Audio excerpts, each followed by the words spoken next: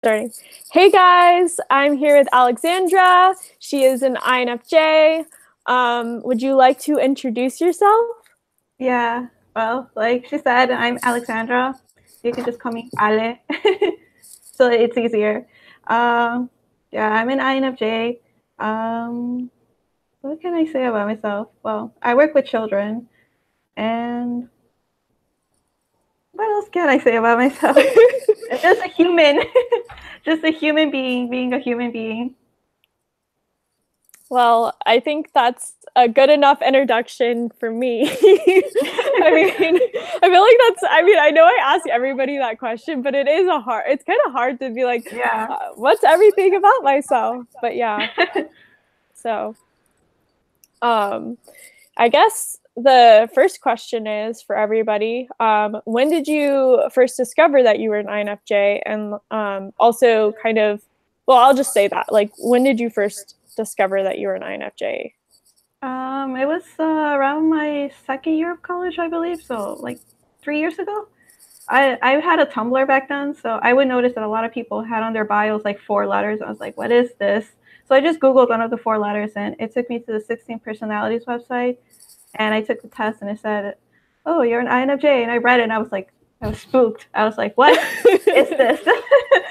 um, and then like after that, I just had like an entire year and a half where I was like, yeah, I think I'm an INFJ, but I didn't really think much of it, so I wasn't like obsessive about it. But then, like around last year, around the summer, I started talking to new people, and I was like, "Oh yeah, that MBTI thing. I think I'm gonna like pull it back up." And I started making people take the test, and then like from there, I just started reading more and more and more, and then I was like, the cognitive functions, and this type does this, and this type does that, and yeah, that's how I discovered I'm an INFJ. So I did read the cognitive functions, so I didn't just stick to the 16 personality type website. I was Yes. like, yeah. The dreaded website, the dreaded Yeah. types person. I wish I knew the person that made that website. Actually, I bet it was a few people, but yeah, it's funny.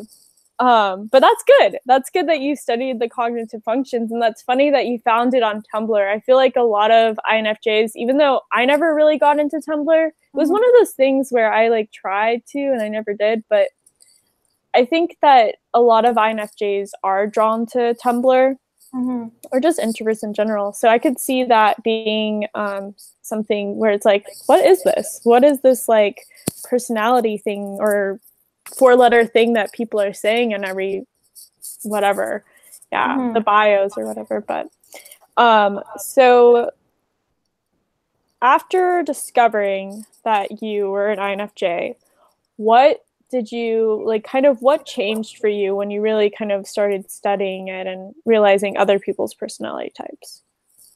When I like the first time I like realized I was an INFJ, I was going through a hard time because I was in an abusive relationship. So it kind of helped me realize that the things that this guy made me feel crazy for, other people were the same as me, and that I'm okay. But that was like in the beginning, and then like this year, I've also been having a hard time. So learning about what me as being an INFJ is has helped me like look up like what problematic things do I do, like what toxic traits can an INFJ have, and I've been like keeping myself on check with that. And it also has helped me like learn how to talk to other people better. So like my best friend is an INFP, and I realized that a lot of the things like when we would have fights is because I wasn't necessarily careful with how I would word things. So like that's one area on how it's helped me like read on the other types. Yeah, that makes sense. I think you're very much right about like even understanding like an INFP, even though they are seemingly so similar to INFJs, and people often mistype as INFP or INFJ. It is that is a really good point because when you understand things about people on a cognitive level, you're able to relate to them more and see more so from their point of view. Even if you're more naturally empathetic, it makes it. Yeah, I agree with you. I think that's awesome, and I'm sad. I'm sorry that you were in a toxic relationship, but it sounds like it's for the better that you're out of it. So, but So kind of looking back on your life, how would you describe yourself when you were younger and kind of as you got older? When I was younger, I was very imaginative. Like I would daydream a lot, and I would like play pretend a lot. Like I would, my mom would hand me down her old clothes, and then I would like tie them up on myself and pretend I'm a princess and all these things. So I would play pretend a lot. I didn't really have a lot of friends when I was a child, so that helped me a lot too. And I would like draw and write. I was just kind of like I was kind of quiet, but at the same time, I tried to like, I wanted friendship, but it didn't really work out. So, because I was also bullied as a lot as a kid, because I would try kind of hard, but at the same time, it just wouldn't feel right because it wasn't me. So around like the 7th, 8th grade, I just started being me. Like I would like be open about the things I liked, even if I got bullied and made fun of, I would still be more me. And like when I went to high school, I started discovering who I am, and stuff like that. Yeah. No, it sounds like, I mean, we were pretty similar as children because I was also really bullied. But yeah, it's hard. I think bullies kind of naturally go towards kind of the NF types in general. Well, especially introverts. I mean, I guess introverts in general, and it's sad that people feel like they need to bully other people. Oh, thank you, Mom. No, Henry, come on. My mom, I told you that my mom was gonna do this. My mom just delivered me pizza. She just got like, it's like a weird stuffed pizza, but yeah. But yeah, it's weird. I don't know. But how would you say you were kind of like when you became more of like a later teenager into adulthood? I kind of like started accepting like I like for some like I liked having friendships, but at the same time I needed my time alone. And the thing is, because I'm an introvert, and when you're around extroverts, they make you feel like there's something wrong with you. Like when I was a teenager, it's like there's nothing wrong with me because I do like being around people. I just need my own breaks, and that's okay. I also just started realizing that people do have phases and they grow out of them, and then there's some things that you just like, and there's nothing wrong with it. Like if it's not hurting anyone, then there's nothing wrong with it, and it shouldn't bother me that other people might look down on me or think it's funny. So I just kind of like started accepting things about myself that I was kind of ashamed of when I was like in middle school. Yeah. No, I mean, I feel like when you're just any type in development, I feel like a lot of people, no matter what their personality type, go through this kind of realization about themselves and like, oh, this is me and this is, but like, I think INFJs, because we are so often misunderstood by other people, it can be hard. And I know it's like a challenge. I've definitely been there too. What did you study in college? I changed my major 7 times. But I started with early childhood education. I ended with early childhood education. But everything in the middle are like things that interested me. But so yeah, I guess the concrete answer is early childhood education. I'm actually really curious now. What were the things that you changed your major to? So I started with early childhood education. I changed to Spanish. Then I changed to political science. Then I changed to history because history was my best subject, and I do like history. And then I switched back to early childhood education. But the thing is, I was going to transfer to a 4-year school, but then things came up. But I did before I had to drop out. I changed it to psychology. But now that I started working with children, I'm like, yeah, if I go back to school, I'm probably just going to go back to early childhood education.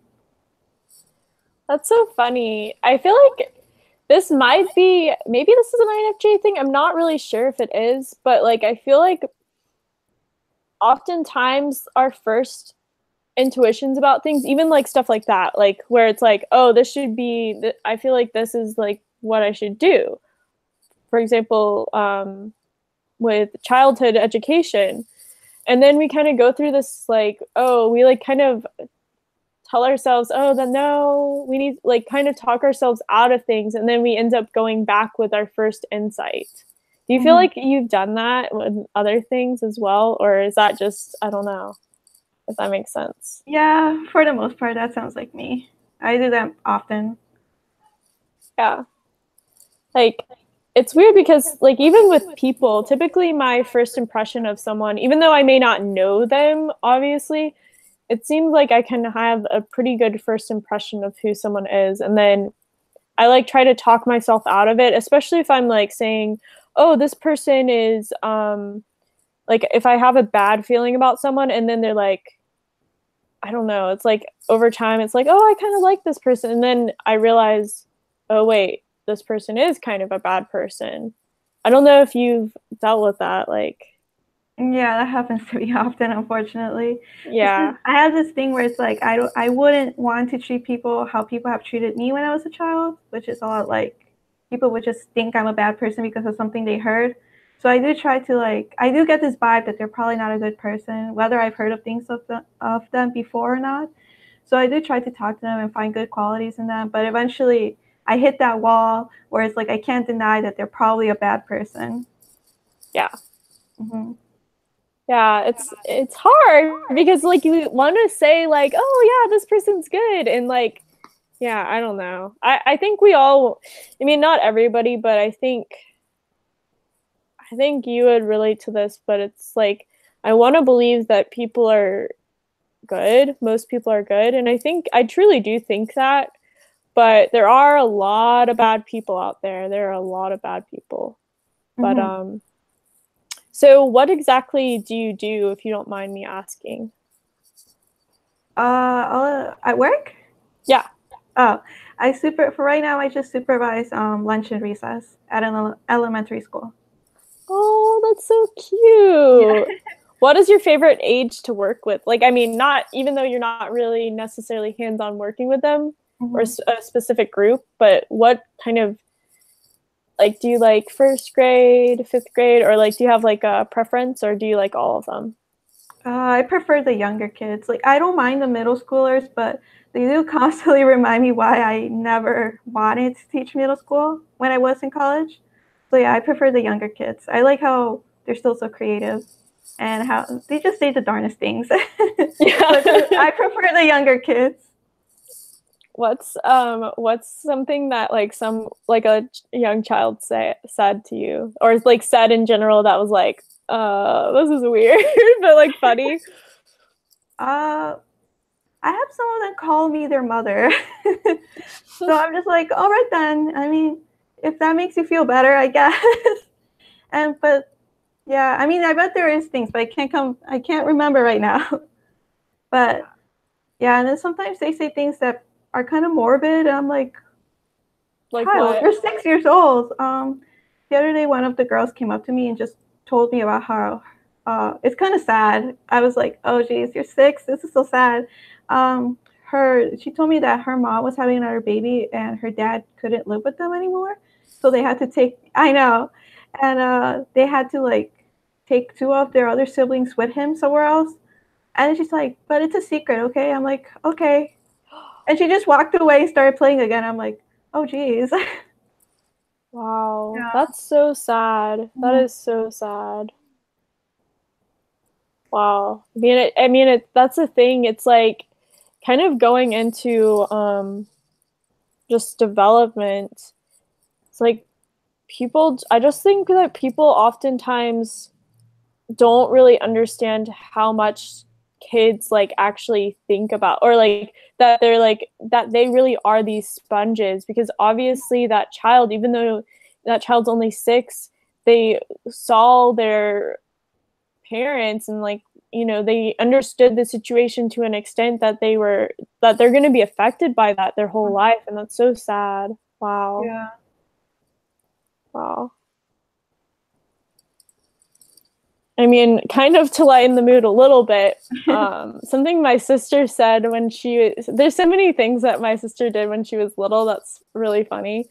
But like my sister, we were in the grocery store, and I still remember this, even though I was like 5 and my sister was 3, I think. But we were in this grocery store, and my mom was just like, I don't know if my sister was in the car. I don't really know. She probably was. And we were just walking along. And then my sister's like, Mommy, why is that lady so fat? Oh, it's just like, that's kind of like what little kids do. Yeah, they do. They're just so honest about things. Yeah, they are. Oh, yeah. Sometimes I don't wear makeup to school, and they're very honest. They're like, Miss Ali, you look prettier with makeup on. Please wear makeup tomorrow. I'm just like, oh, Lord, then. Yeah, that's so funny. That's almost like my cousin. And when I was living in Seattle, I used to actually nanny my cousin, who's now 9, but at the time she was 8, and she's very like boisterous in general, but she would tell me if she thought that I looked bad one day, or she's like, I don't like your hair like that. Like she'd be like, you need to get a haircut more often. Like, cause I remember I got a haircut once, cause my hair grows really fast, but like I cut it significantly because it was just like so much dead ends and like all this stuff. And my cousin just like felt my hair, and she's just like, ew. Like, oh my God. I got a haircut. She's like, you should keep it like this forever. But yeah, it's funny. So kind of, where do you see yourself? Do you really want to go back to school, or what are your goals, like maybe in the next year or so? What do you want to do? The thing is, I'm technically a dropout, but not like I have a degree, but it's not like a bachelor's, it's an associate's. Oh, well, yeah. Still a degree. Yeah, but I don't know. Like I'm in this place where it's like, if I go back to school, it's only going to be for the routine, because I like the routine, but I didn't necessarily like going to school. Yeah. But I know that because I'm getting experience with kids, I could just go and eventually be a teacher's assistant, which is basically what I went to school for. So I would like to hope that in the next year or 2, I'll be a teacher's assistant. That would be awesome. What grade do you want to teach? Preschool or kindergarten. Oh, that's kind of funny because like, okay, like both of my parents, and I think, well, my sister would say this too. Actually, anybody that knows me in real life knows that I love children, like, and like I've always been really good with little kids and stuff. But like my whole life, my parents have told me, even when I was a child, like my parents were like, you should be a kindergarten teacher. You should be a kindergarten teacher. Like, it's really, so it's funny that you're like actually pursuing that. Because I feel like that's kind of more of a natural thing for me as well, but I just didn't do that. But yeah, I think kids are so great. I don't know. Yeah, I love kids.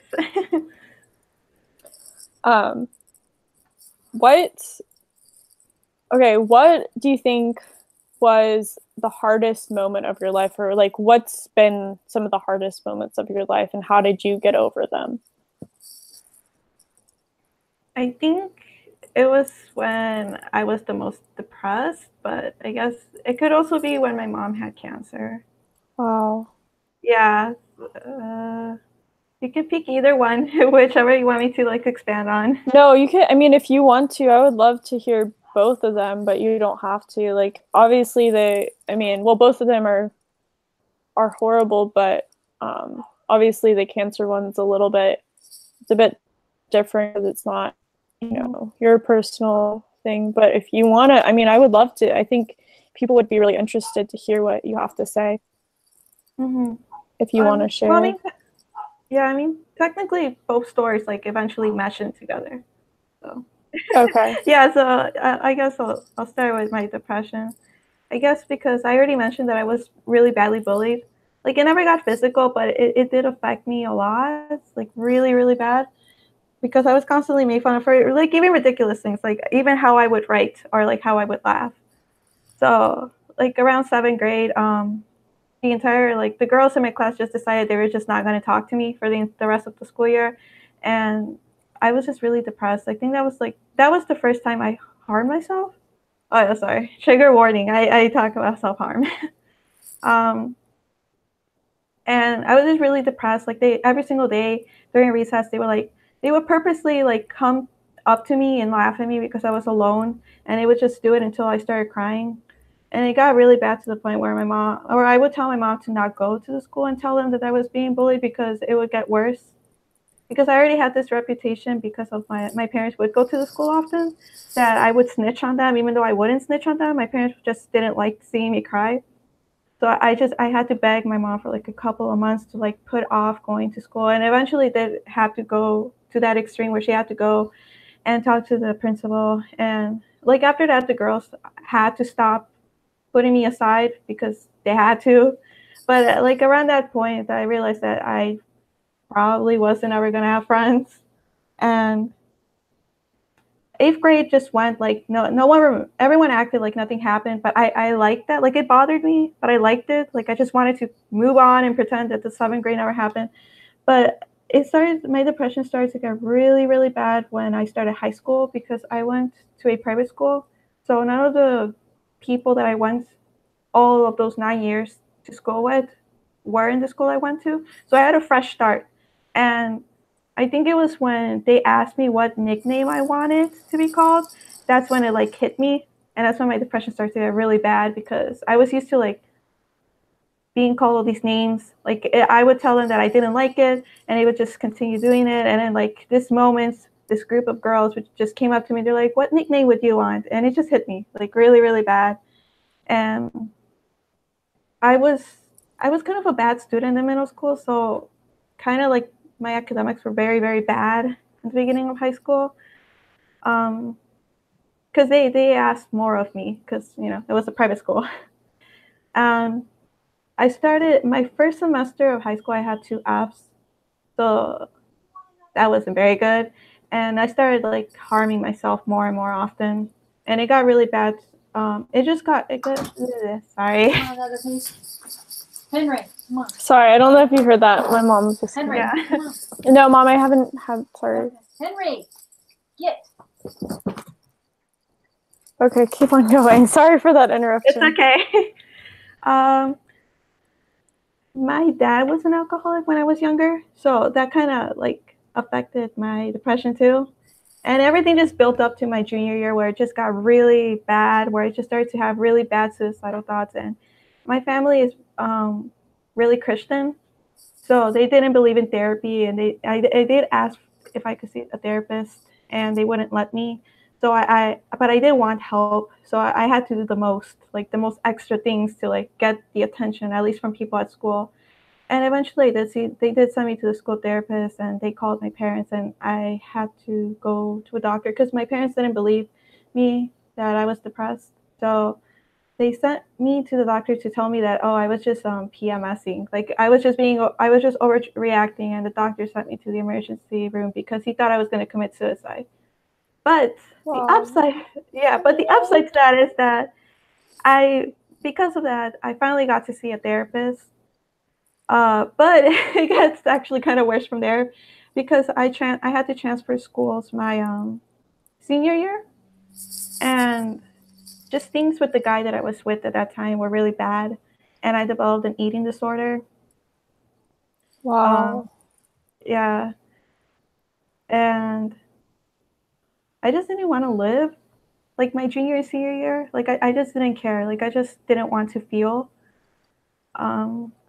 But I think it was like around April or May of my senior year, I realized that, I don't know, I just had this sudden high where I was like, maybe things won't be like this forever.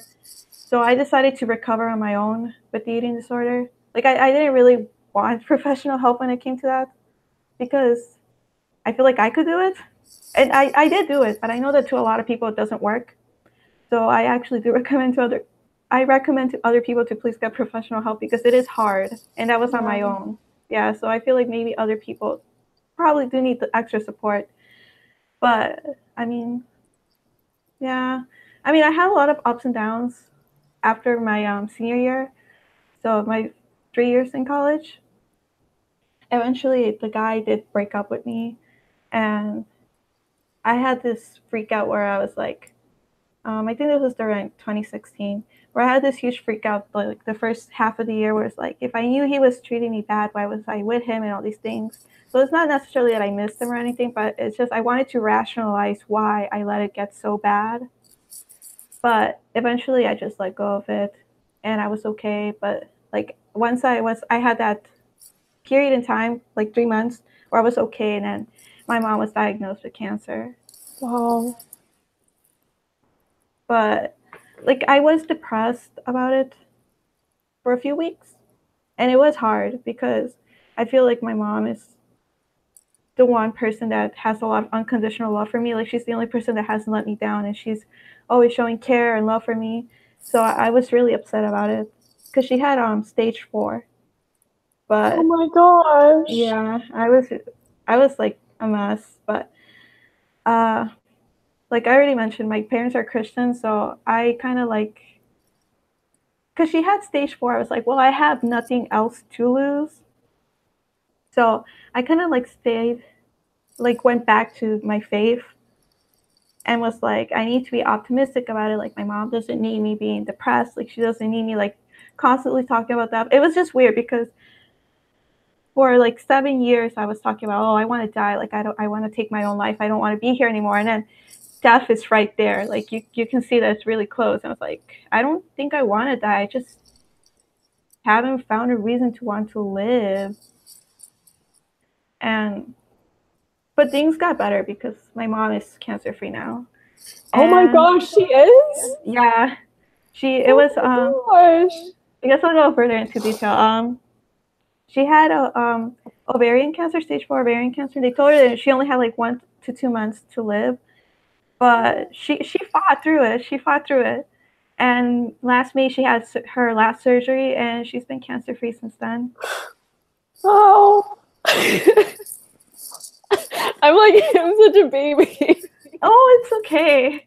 I think I'm not crying right now because I'm talking, but I would be crying with you too. It's okay. Oh. Wow. I can't believe your mom was able to, like, I can't believe she's able to be cancer free after stage 4 cancer. That's crazy. Mm-hmm. But yeah. Wow. Guys, this is what I look like right now for anybody that's curious. Guys, I'm such a well, I mean, you're right. Like something that really resonated with me when you said that. It's like you were saying that you were wanting to die for 7 years and then you just realized,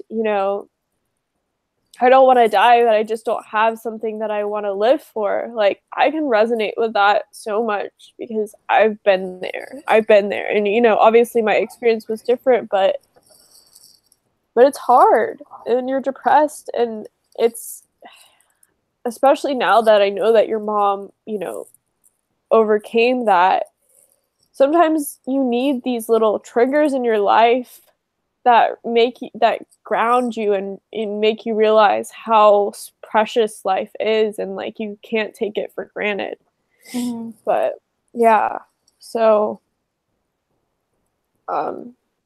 yeah, I don't even know what to ask now. I feel like whatever you want to talk about, as far as like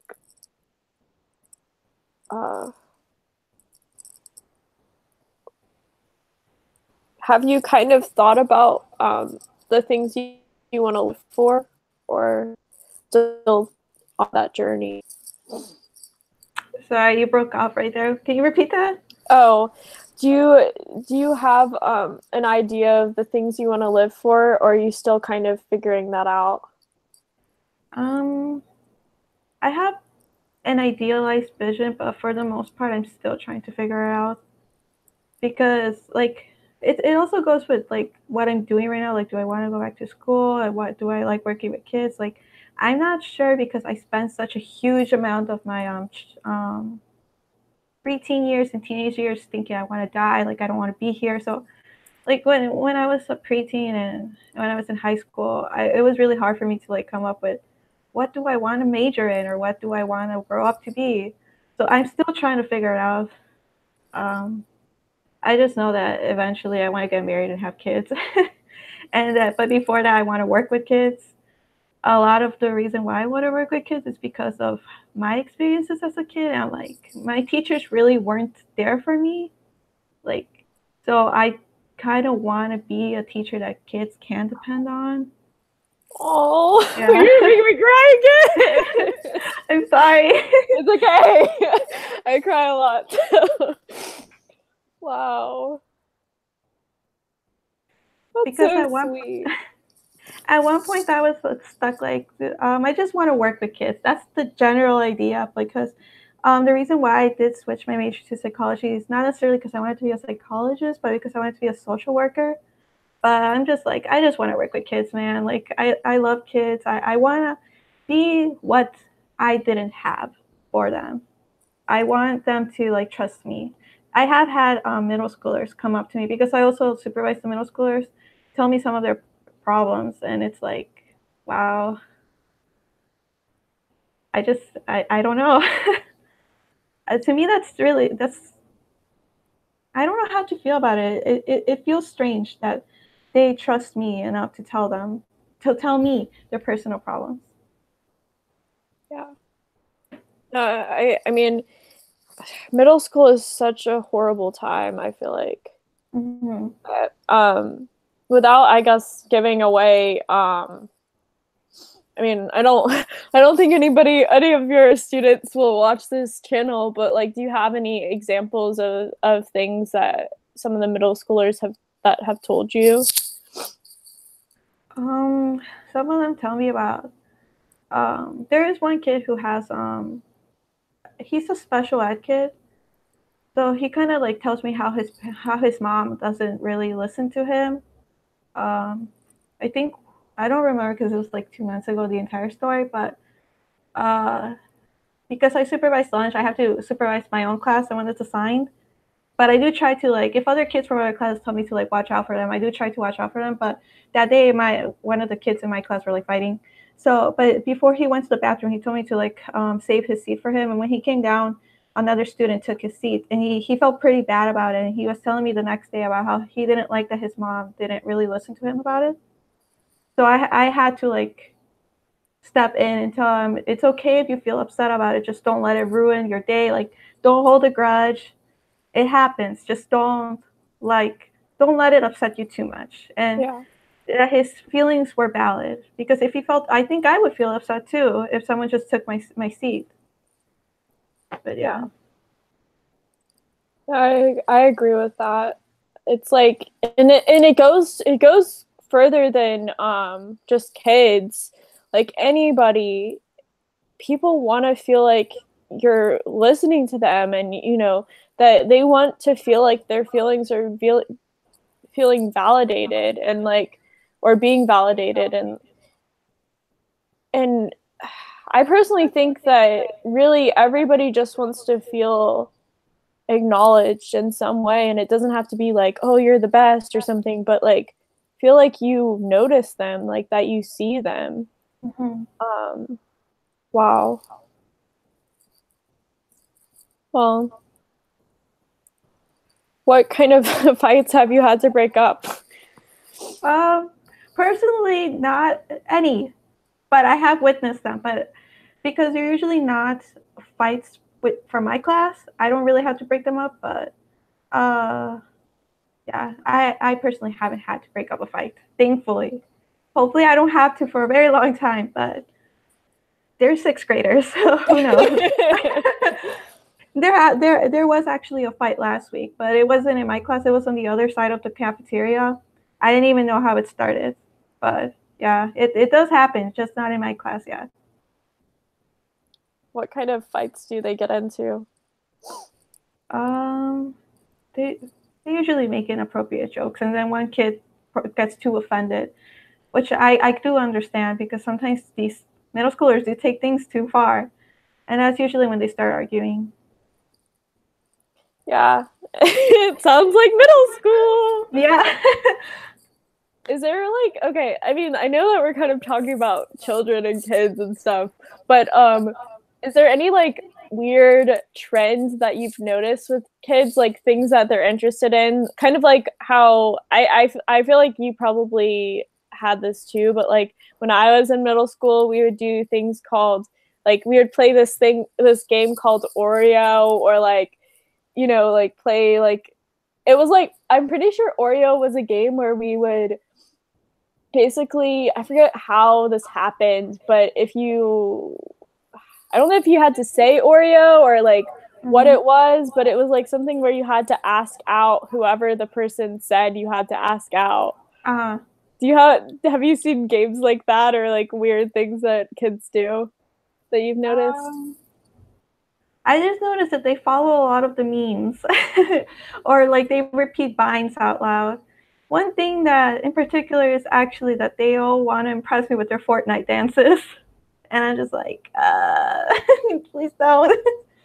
But like games like that, I have not necessarily witnessed it. They just do a lot of like the hand.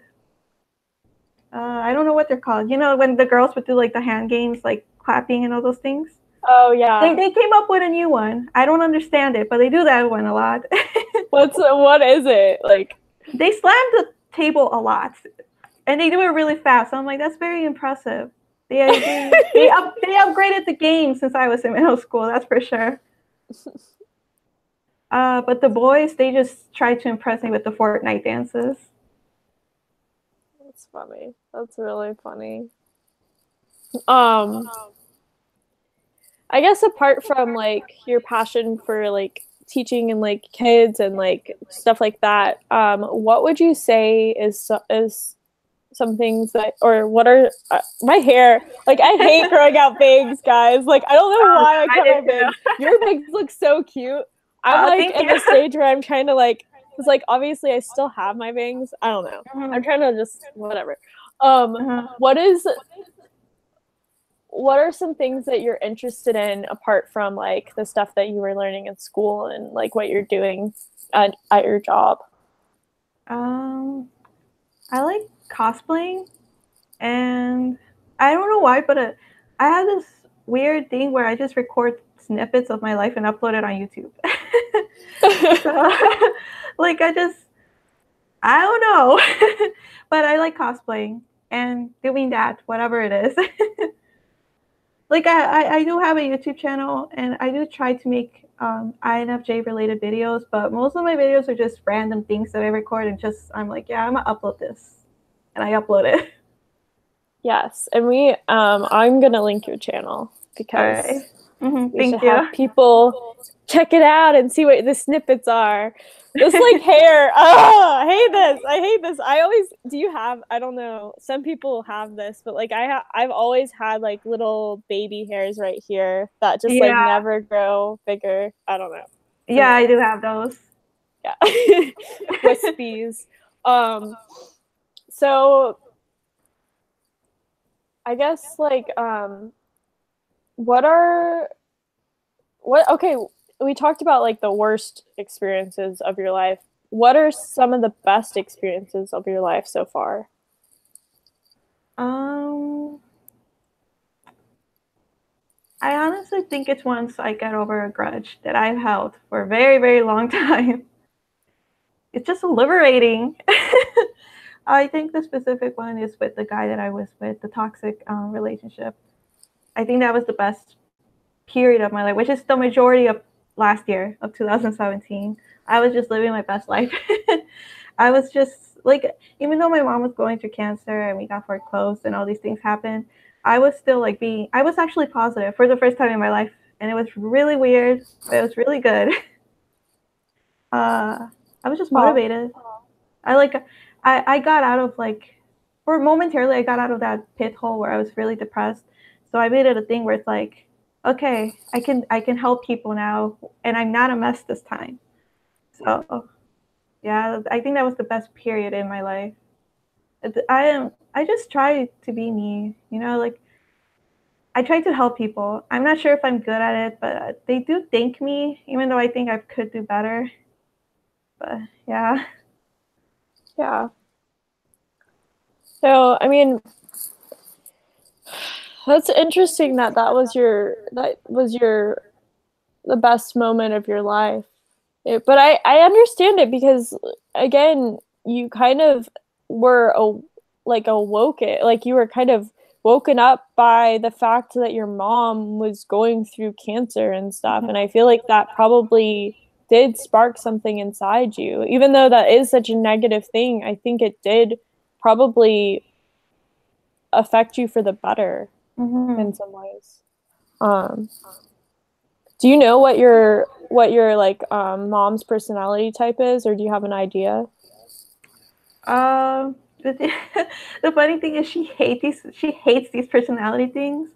So I did use the personality quiz on her, like the test, but like secretly, like I would just ever so often ask her questions that are on there, and I would like note it down. It sounds like something I would do. And I did it twice on her. She got ISFJ and then she got ISTJ, and then I read the descriptions and I kind of like glanced over the cognitive functions of like this woman is an ISFJ. So, yeah, she's an ISFJ. That's interesting.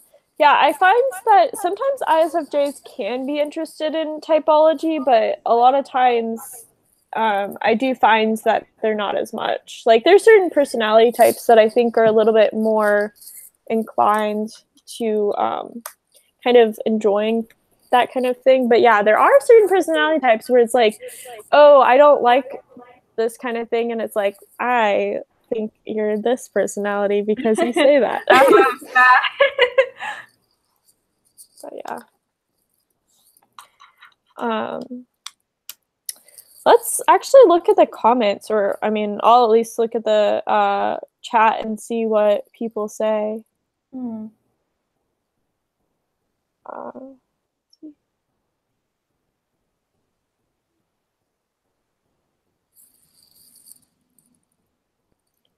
See if there's any good questions for you.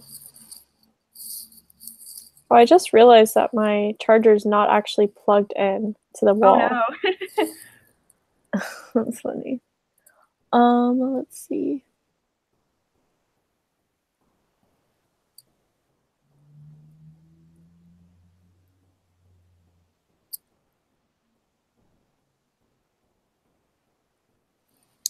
Sorry that. Oh yeah, people were asking. Yeah, we haven't had too many questions. It was kind of stuff. It's like a conversation right now, but interesting. Oh, you kind of you did touch on this, but what are like besides, I guess, doing the YouTube thing and like other stuff like that? Do you have any other hobbies that are kind of unique to you, or like stuff that you think or stuff? What are some things that you want to do that you're not doing right now? I want to learn how to play an instrument. I was thinking about getting a guitar soon, but I'm scared. It is scary. It is scary. Sorry, I'm just plugging in my laptop, but yeah, you can keep on talking. I like bass, so I wanted to learn how to play bass first, but people were telling me to learn how to play guitar first, so I'm like, oh boy, this is it. I'm finally probably gonna learn how to play an instrument after 12 years of complaining that I don't know how to play an instrument. Yeah, it's the same struggle I'm going for. Okay. I think I know how to bake, but I don't know how to cook. So I kind of want to learn how to cook. Because to me, it doesn't make much sense that I know how to bake but not cook. Well, actually, they're quite different. And actually, some people that are really good at cooking cannot bake because it takes a different type of skill. Like, I think baking is more involving precision and, well, I mean, cooking can too, but it's more like a scientific thing, or at least the way I see it. Whereas cooking, it's different. It's different. I think it's like Rachel Ray, the chef. She's really good at cooking, but she said that she's really bad at baking. So it's interesting. But I agree with you. It's good to kind of be multifaceted in that way of like being able to both cook and bake. But yeah. That's how my mom and I are actually. Like, she's really good at cooking, but she's like, Ale, I can't bake. Like, you're gonna have to bake. Anytime you want something sweet, you're gonna have to bake. And like, it's vice versa. I'm like, I can't cook. You're gonna have to cook. I just bake. I just make the brownies. You make the main course. Yeah. That's funny. That's really funny because I mean, I can cook as well, but I prefer baking, actually. It's interesting. What are some foods that you want to cook that you are kind of intimidated by? I'm intimidated by just touching meat. Like, I can eat it, but like just looking at it raw makes me feel bad. And also it looks gross when it's raw. It's like, I need to face this fear eventually. Yeah, I can understand that. It's hard. Yeah, meat is kind of gross, and I do eat meat too, but like I feel bad too. It's like I want to, in theory, I want to be a vegetarian or even vegan, but I can't. I can't do it. And I know that that's probably offensive to some people, but like, I'm sorry if you're like, I think it's really admirable to actually be able to be a vegan or a vegetarian, but yeah, I can't do it. I agree. I've tried it, and obviously it's not worked out. Same. I've told myself, like, I've done it twice where I went cold turkey, which is funny because it's like I'm not eating meat anymore. Cold turkey, I became a vegetarian I didn't become a vegetarian. I only was a vegetarian for like a month at a time. So 2 times, and maybe once did I accidentally slip up, but it wasn't like intentional. And I don't think I ate like it was just something that had meat in it. That's something I've realized when you become a vegetarian, or even just for a little bit, it's like so many things have meat or fish in them. It's crazy. But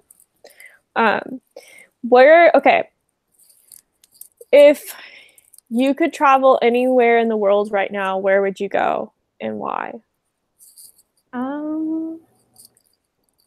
Guess Europe, but I'm not sure exactly what country, just Europe in general.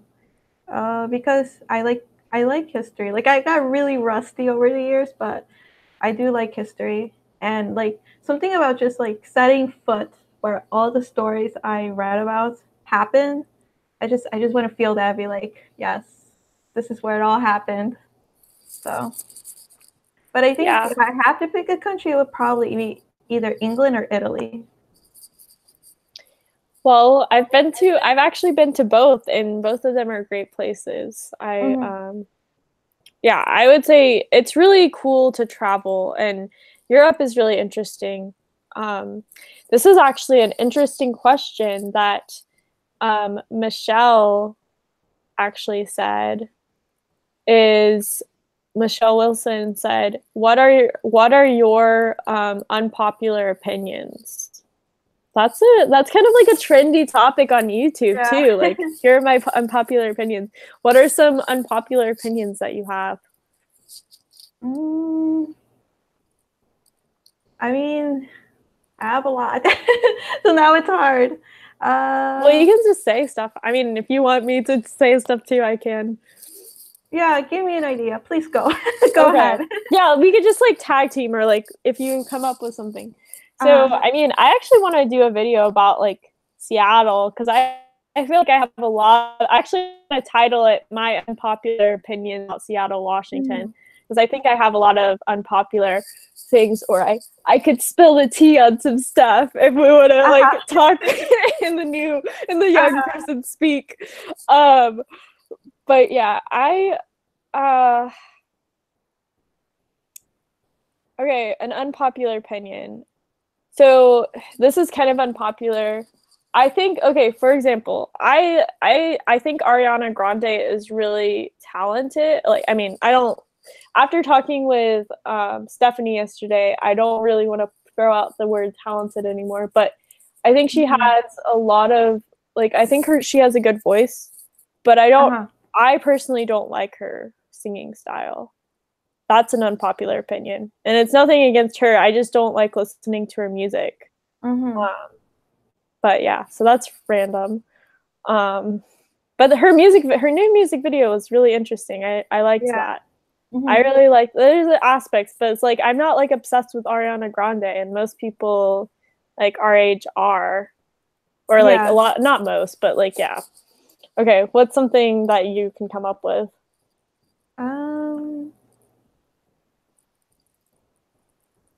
I guess this could be blasphemy if you're a Beatles fan, but I don't know if it's unpopular or not because I am a huge Beatles fan, but as a Beatles fan, I will be very honest, the Beatles are very overrated. They're extremely overrated. There could be, I don't know, they're just extremely overrated. I love them. I've been listening to them since I was a child, but I don't think any Beatles fan should get offended when they're told the Beatles are overrated. Like, yes, they are. They're obviously very well known for a reason. They're kind of overexposed. Wow, that was a big claim to make. Yeah, if I was still dating a certain person, that would be like that would be a hard claim to make. But yeah, that's interesting. Yeah, I mean, yeah, not even just the Beatles, but there's just so many artists that I feel like are a little overrated, and it doesn't mean that they're not good and stuff. Yeah, totally. Let's see. Okay. I feel like there's so many things that I mean, maybe when people make those videos, it's like they definitely make a list of things. How about you guys in the comments say stuff that what your unpopular opinions are, because that actually would be really interesting. Let's see. I don't know. Oh, okay, this is just really random, but I've never been into Kraft mac and cheese. Like, I don't get it. I don't get why people like Kraft mac and cheese. Like the like it's random. It's really random. Like the packets of cheese. My mom would always make like homemade. Well, not like. Well, yeah, it was homemade mac and cheese, and like I was like, when I would go over to friends' houses and have like that like Kraft mac and cheese, I'm like, you know, it's okay, but it's like this is just not like. I feel sad for people that's like what they experience. So that's random.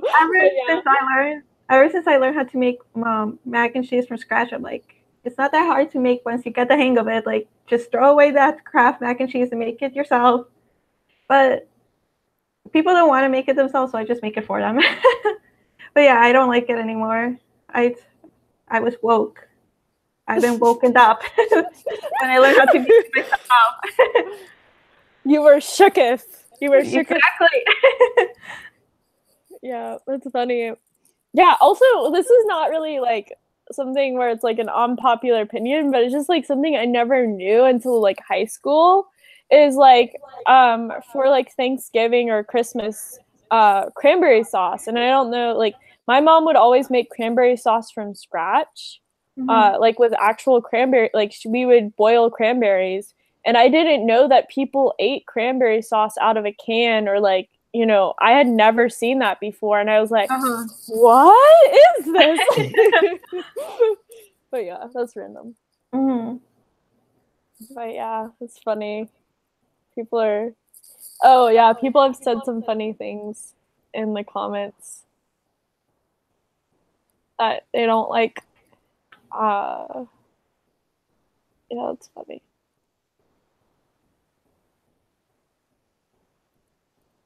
Okay.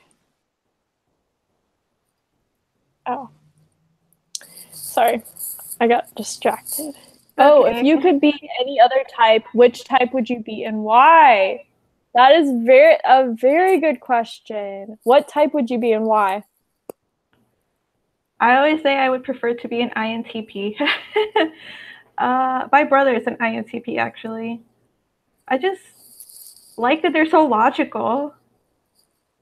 The only thing that would probably be the downside is the extreme procrastination, but they think things through, and they're just so smart. They know a lot, and the thing is, when they do talk, because most of the INTPs I know are very quiet, they always say something that I didn't know about before.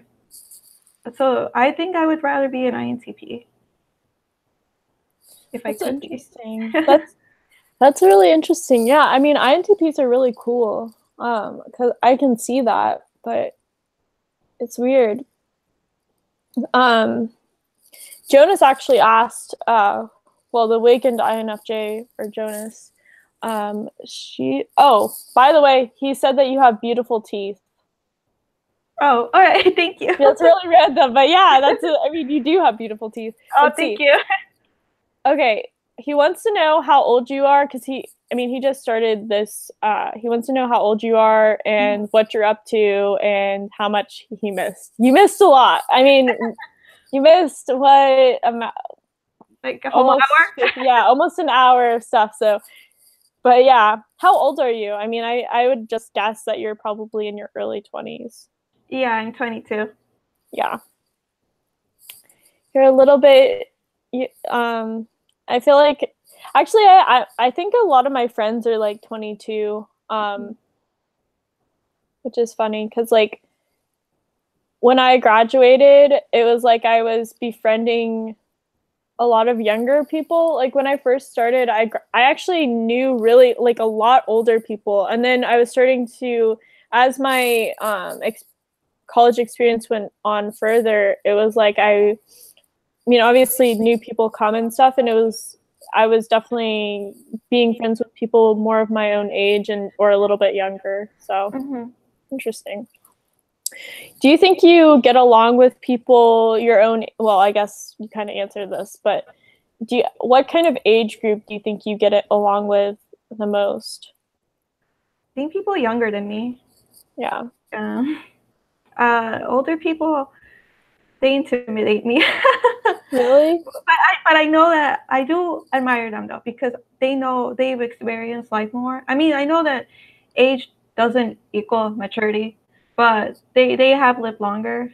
So I don't necessarily get along with them like I could be friends with them, but I do see them like I can learn something from them. Whether it's good or bad, I can learn something. Because even if they're immature, you can learn something from their immaturity.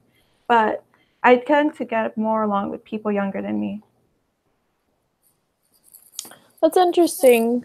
I think that's actually pretty common just because, I mean, even your experience as like in middle school and stuff, obviously those kids were so evil.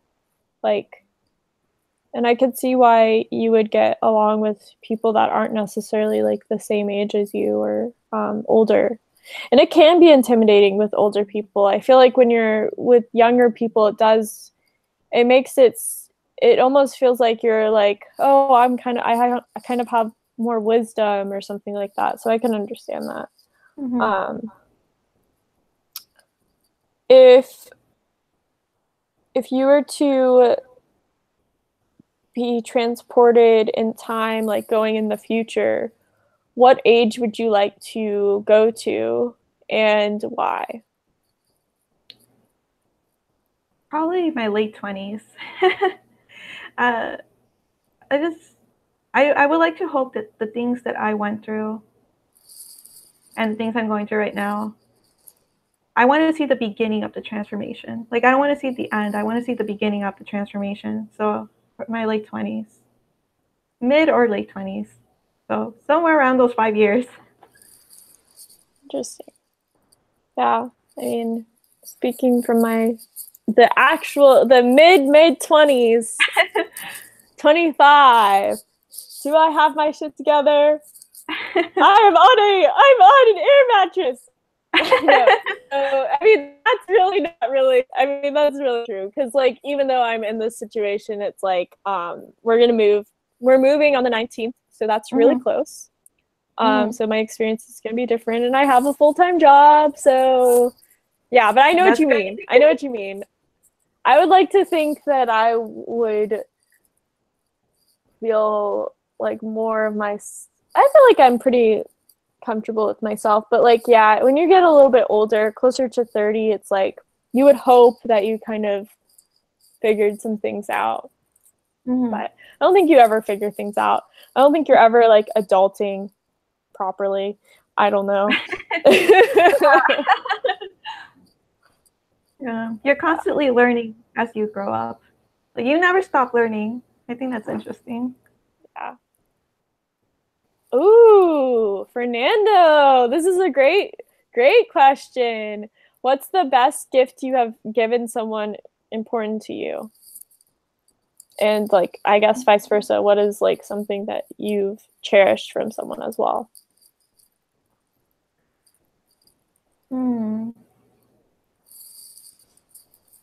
That's hard. Yeah, it is.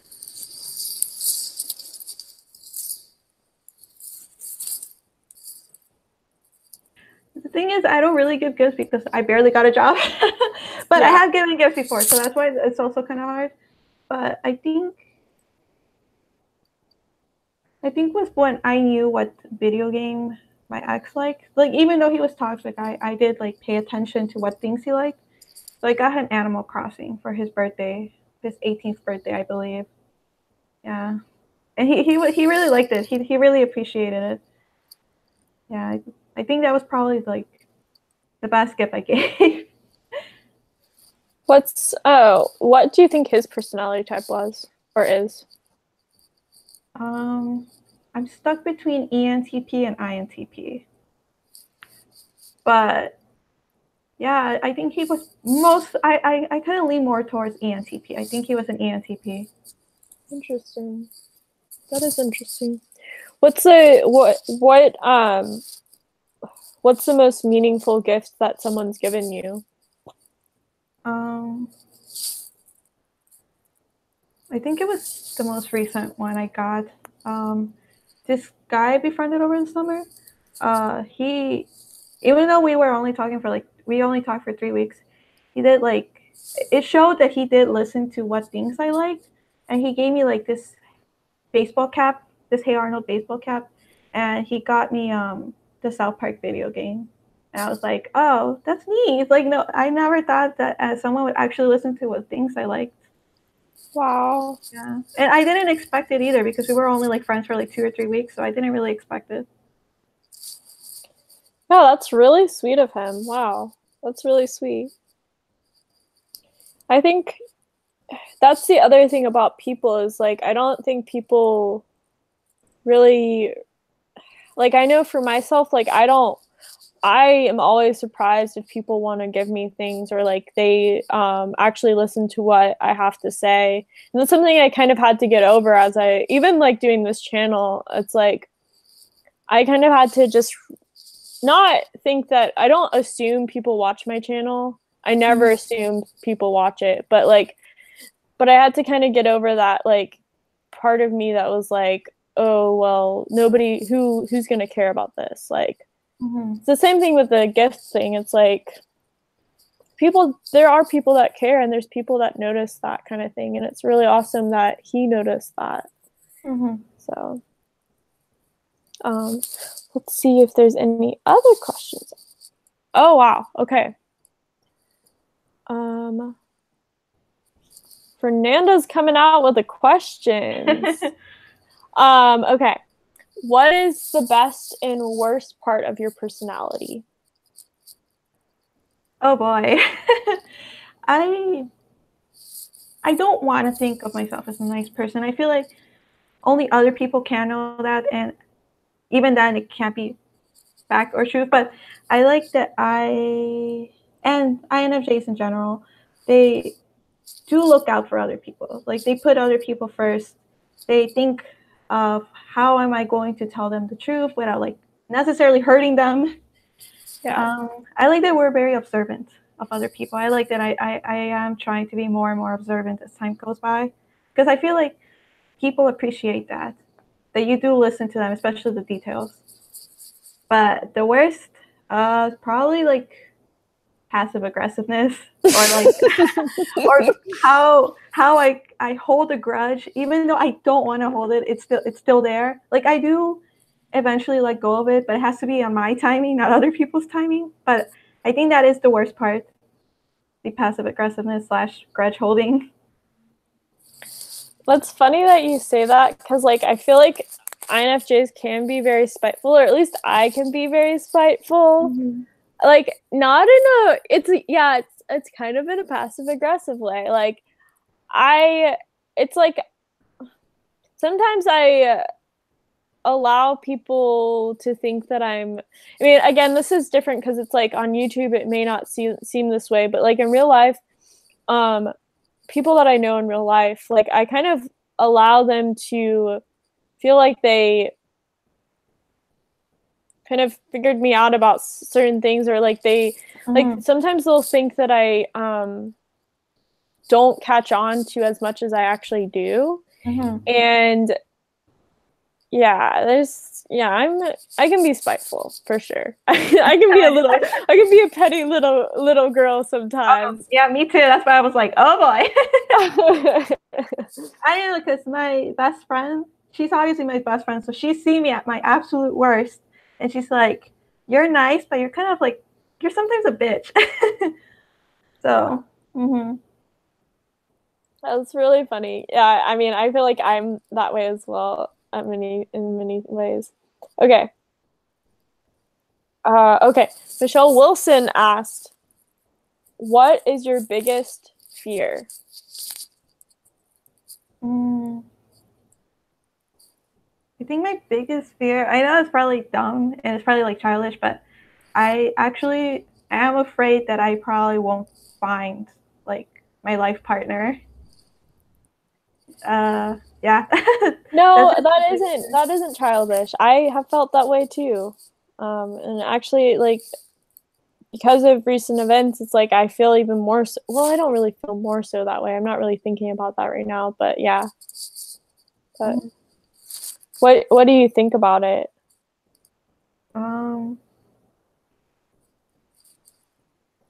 don't know. It's just, the thing is, I've always felt like I've always been alone. And the thing is, because I've kind of been forced into that place where I have to be alone since childhood, it kind of gets stressful, because it's like, what if I am meant to be alone? Like, what if it wasn't just a phase? Like, I actually am meant to be alone, because it's actually very difficult for me to like you can't force people to stay in your life, but it is, I don't really have people that stay in my life that very long. So I think that's what like makes the fear even more real. Yeah. So it's like, wow, is anyone ever going to stay, or are people just going to continuously use me as their personal therapist? Which I don't mind, because people come and go, but it's like, damn. Wow. Yeah, I mean, I could see that. Like, I guess because, well, I mean, I do have people that have stayed like pretty long term in my life, but yeah, as far as like that kind of stuff goes, it's different. It really is different for me, like that kind of fear. But like for me, it's like not really with this last relationship, but it's like I find myself, I don't know, it's like, am I too, because I've broken up with every guy that I've dated, and it does make me feel like, you know, there's something wrong with me. Like I can't get, like, is there just something about me that just can't get that emotionally attached or something? And it really that was not the reason why I like broke up with, you know, who last, but still, and I think it was a valid reason why I broke up with him. But like, I feel like I just kind of, I don't know if I ever will, because it's weird because I have a lot of guy friends that I've been friends with for a long time, Mm-hmm. and it never becomes an issue. But it's like when I get in a relationship with someone, I don't know if it's just I move too quickly or like I don't think I move too quickly, but like yeah. So that's a valid fear. That is a valid fear. Yeah. What oh, there's a good amount of things said.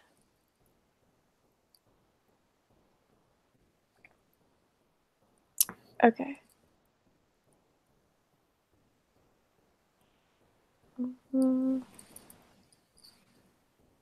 Well, Fernando asked another question that's pretty good. Actually, Jonas asked a question. I saw it somewhere.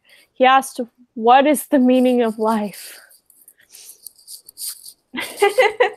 Wow, that is a question. That is a big question. I don't know. I think we're all trying to figure it out every day. I guess just keep growing. Like, I don't know. Like, I can go on forever with that, and it's just going to go into so many tangents. No, go. I love tangents. If you don't mind, okay, guys. I know that like I'm gonna start eating this pizza. It's like very unprofessional, but cold. Again, my interviews are not very professional. I'm sorry.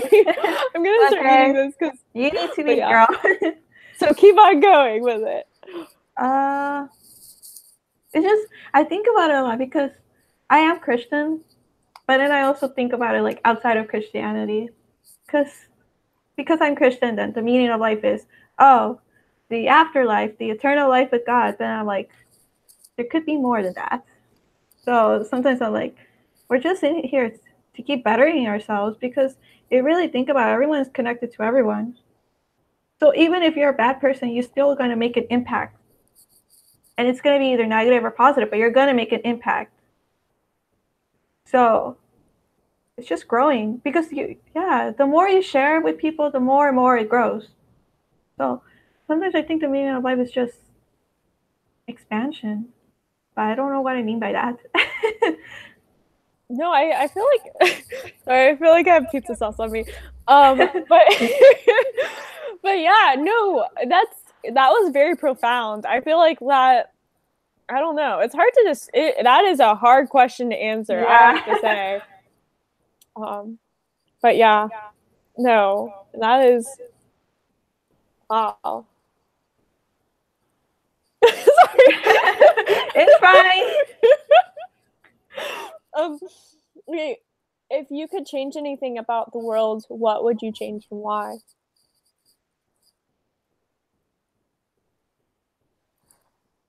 I don't think I would change anything. I think I love the imperfections. Like, even though they're horrible, there's so much horrible things in the world. It's like if we take out bad things in the world, it would make us robots. So then would we really be happy, or would we just be emotionless? Mm-hmm. I just think it's interesting. I don't really even because I already said that I like history. Like, I read it and it's like it had to happen. Like, it would have happened. If it wasn't this group of people, it would have been this group. And if it hadn't if that horrible thing had not have happened, we wouldn't be where we are right now. So I don't think I would change anything, even if the bad things or the good things. I think everything is how it should be. Wow. I love that. Yeah, and I agree with you because like there's these bad people in history because it's interesting you say that because like history was always, I don't know if did you guys have the CRCT in middle school, or was that is that a regional thing? I've never heard of that. Oh, okay. It probably is a regional thing. But like, anyways, like I always scored the highest in history on things because I really like history too. It's funny because I don't know. I'm not really good with like the facts of it, mm-hmm. like the dates or whatever, but I can remember what happened or like, you know, when it's described. Yeah. It's interesting. Like I think I took a history of the Holocaust class in college because I don't think I've talked about it too much, but my minor or like I was doing a dual major in history for a while, and actually I'm almost done with that major, so I could actually go back and finish it. Anyways, I took a history of the Holocaust class, and even though it's horrible what happened, if this stuff didn't happen, if like, and I know that's like people are going to be, hopefully people aren't triggered by that, because that's, you know, I'm not saying that that's not a horrible thing, but like for example, someone like Hitler, like if Hitler never, if we like went back in time and killed Hitler, who's to say we would be alive right now? And I know that sounds like horrible, but like, yeah, it's weird. Yeah. What's your favorite period in history? In high school, I was really into medieval history. Not necessarily medieval history, but like church history, because I went to a Catholic school. So it wasn't necessarily because I was a Catholic or not a Christian, but I always thought it was interesting. Like the amount of corruption in that Catholic church. I thought it was very interesting and very sad, and how it still impacts the world today. Like how much power the Catholic Church had. Yeah, so I would like, generally I would say medieval history, but if I have to be more specific, I like the church history, like of the Catholic Church. That's really interesting. That's interesting because like I think a lot of people when you say like what's your favorite period, they would be like, or like what time period do you like?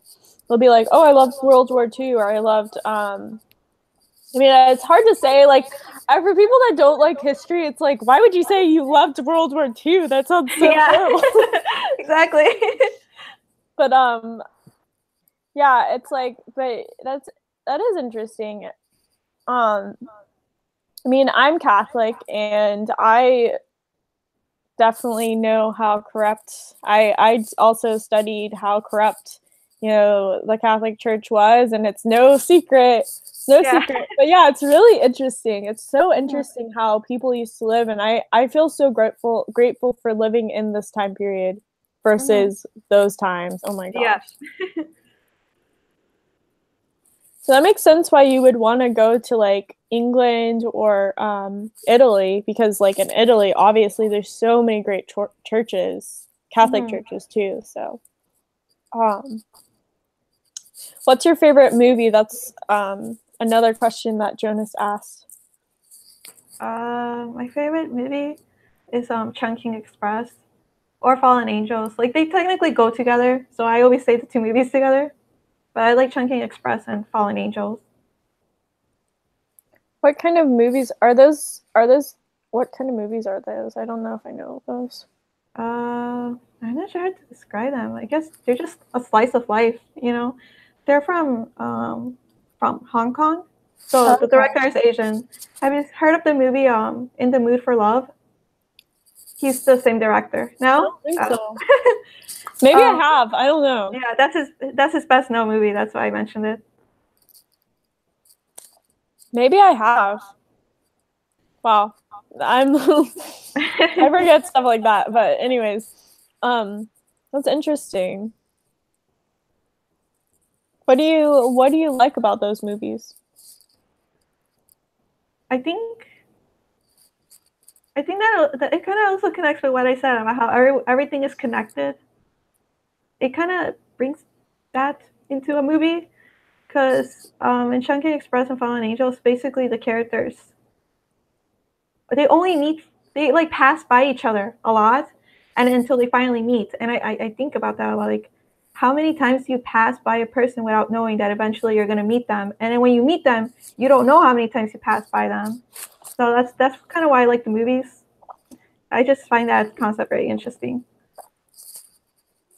Sorry. Okay. Sorry guys, I have a lot of food in my mouth. But I feel like I think about that concept a lot. That I actually say this is like, it's like you don't know something until you know it. Like in a way, it's like you can see people forever and they're just like a background person. And then when you meet them, it's like you're like opening up their world to you, and it's really cool. Yeah. But it's like, yeah, I think about that. Like, how many times do you pass someone? How many times have you interacted with this person without even knowing them? But yeah, that's weird. That's cool. Oh, Zen Moods asked, which historical figure would you like to have dinner with? That is a very good question.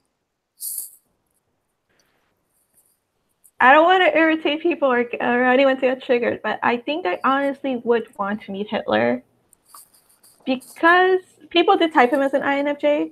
I'm not saying he's right because, oh boy, was he wrong?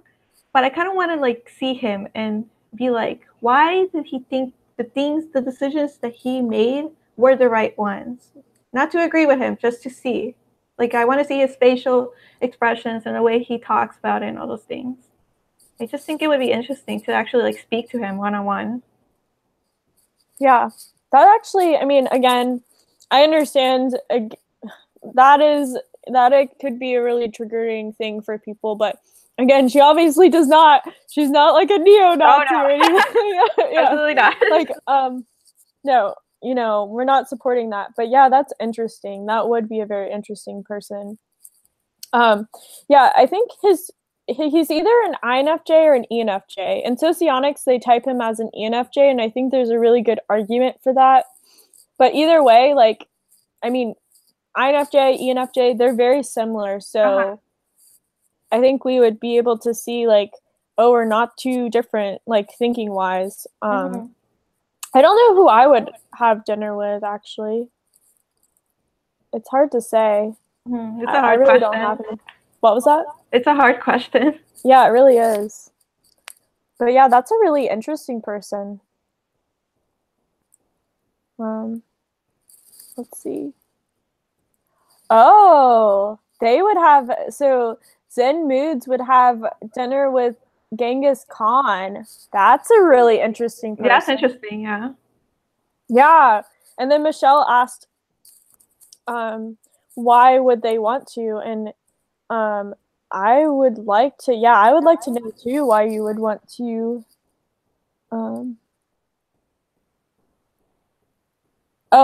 Jonah said, I'm basically 100% sure Hitler was an INFJ ego. Just read about him or his book, for example, as his experience and how things led up to what happened from his childhood till his death. That's interesting. Yeah, I mean, I definitely think he's definitely either one of those. And I definitely lean towards INFJ, but yeah, that would be really interesting. So,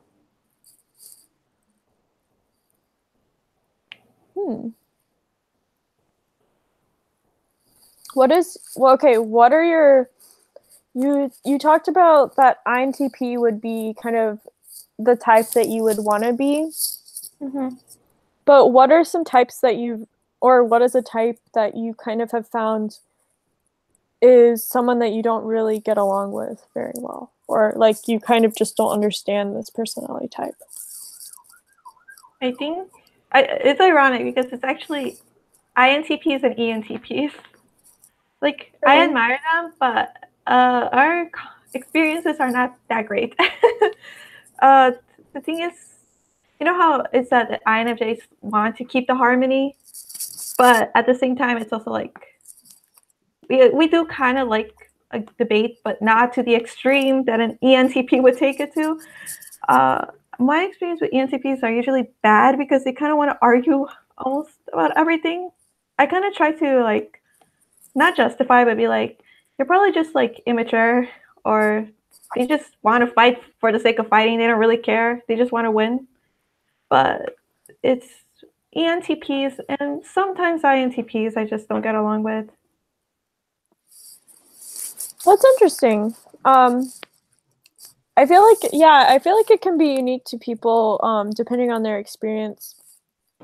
And I can see why that is. Like, I mean, my dad, for example, is an INTP, and I love my dad, and I think he's very interesting and all these things. But there's definitely things that we butt heads about, or I just don't really understand about him, and vice versa. But yeah, I think for the most part, I do get along with ENTPs and INTPs. But yeah, it's interesting you say that. Do you know many like sensor types or that you're aware of? No, and I'm very upset about it. Really? Yeah, I want to know more sensor types. The only sensor I know is my mom, but she's my mom, so it's not the same as befriending one. So sometimes it does get frustrating because it's like I want to see a sensor in motion. I want to communicate with a sensor. But yeah, I don't know many sensor types. Yeah. Yeah. I don't know actually what else to talk about. I feel like we really have talked about a lot already. Mm-hmm. Mm-hmm. I mean, do you have anything else that you want to talk about? No, my mind is blank. Yeah. Well, let's see if there's any other questions that people are burning to know.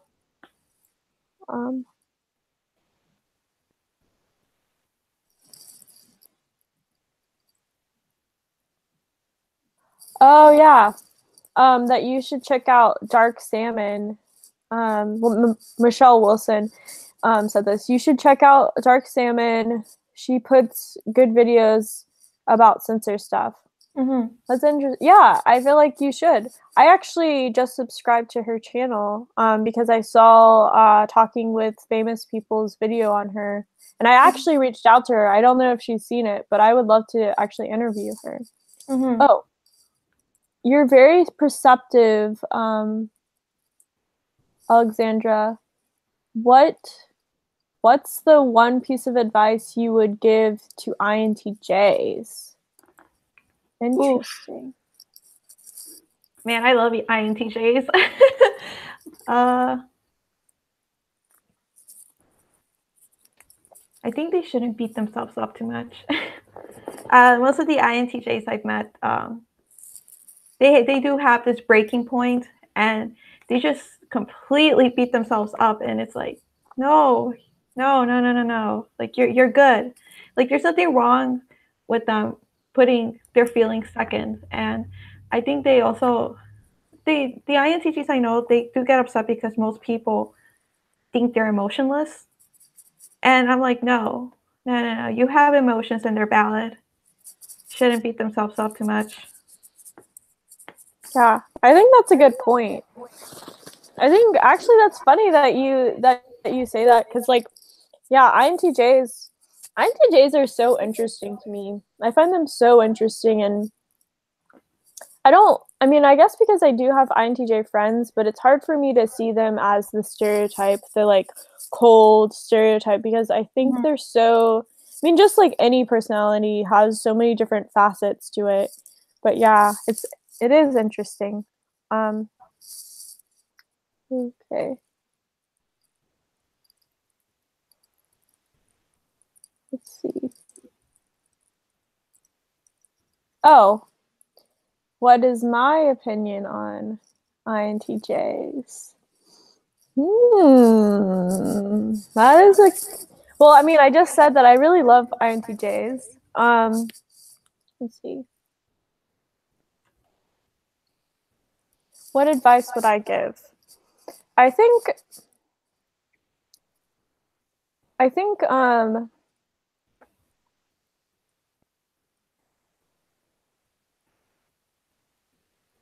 the advice I would give INTJs, and it's kind of similar to what I would give for INFJs, because I think we both kind of struggle with like extrovert sensing and like kind of realizing things. Like I think INTJs are better about kind of seeing through their visions, like at least in the beginning. But I guess for INTJs is don't be afraid to do things, like, don't be afraid to go out and do things that are, like, you know, out of the norm of what your stereotype is. For example, like, if you think of like an ESFP, things that ESFPs come natural to an ESFP, or like things that ESFPs really like to do, you would probably like to do as well, because I mean, those are your functions reversed. And I mean, that sounds kind of weird, but like doing things that get you out of your comfort zone, but like engage with your extroverted sensing, I feel like could be very transformative. Like, for example, I don't advocate for riding motorcycles just because my friend almost was killed. She's actually an INTJ, and she's still trying to ride some motorcycles. But but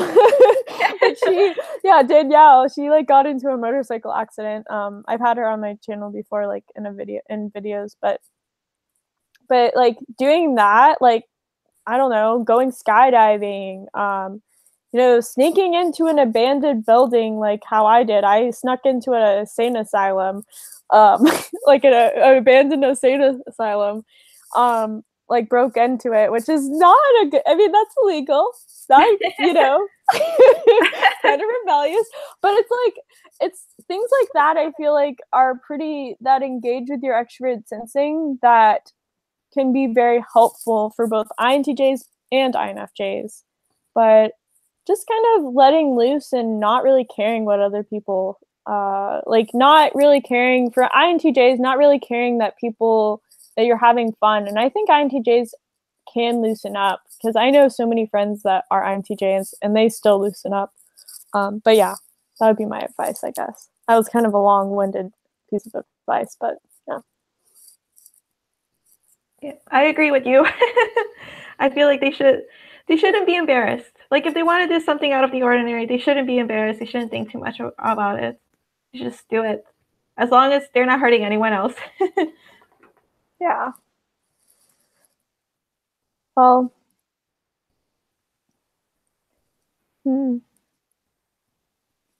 yeah, I mean, I think we've covered basically so many things. So, I mean, again, if you want to, feel free, if you want to ask me a question, you can, or we can wrap things up, whatever you want to do. So, Damn, of course my mind always goes blank. It's easy to. I did have something to ask you this entire week, and I forgot. Jeez. What did it have to do with? I don't even remember, but I did have something.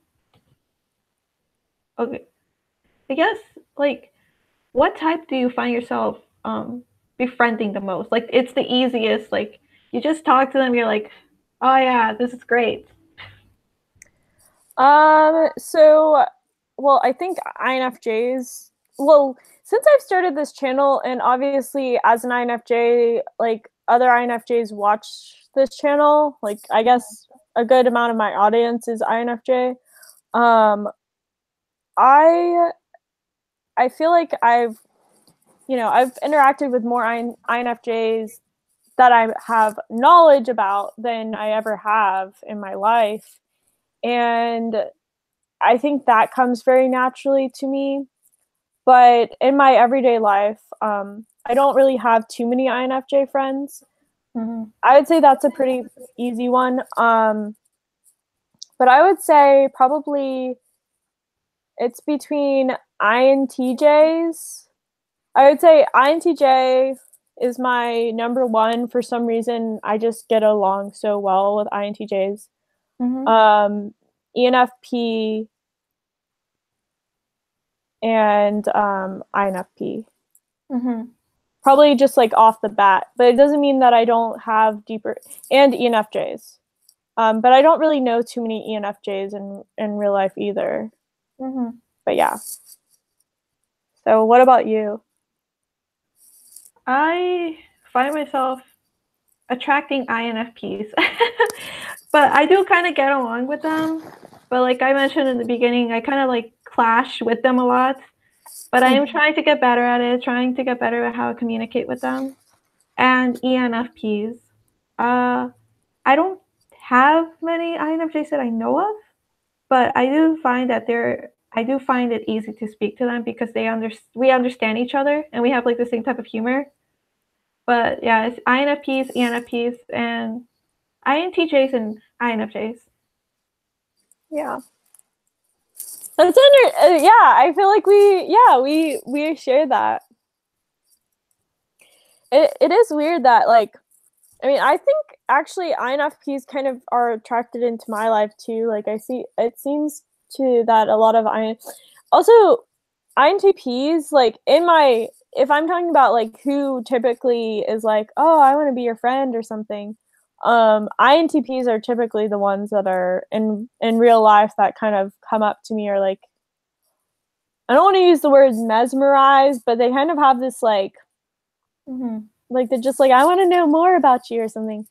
But yeah, INTJs I think are the people that I really, really, really, well, and ENFPs. It's like kind of a hard toss up. And then yeah. I don't know. I kind of just said the same thing I just said before. But yeah. But yeah. Let's see. Okay. What else do you want to talk about? Not sure.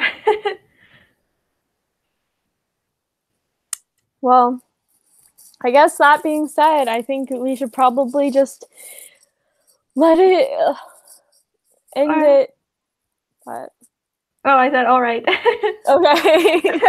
All right. Well, this has been awesome, and I hope you guys are having a great morning, afternoon, or evening wherever you are. And thank you again for coming on. You were awesome. And I think people really liked you. So. Oh, hopefully. Thank you for letting me get in your channel. Well, it's my pleasure. Like, really, people say like, "Oh, thanks for being on my like, thank you for having me" or something. But like, I feel like it's so much more of a like, I feel kind of selfish because I'm just like, I really want these people. But yeah, no. I mean, I know it's not selfish, but like I find so much enjoyment by talking to so many people that it's not like it's like, I don't know. Like it feels like I don't know. Like I just love it. But yeah. I hope you guys are having a great day. Bye. Bye.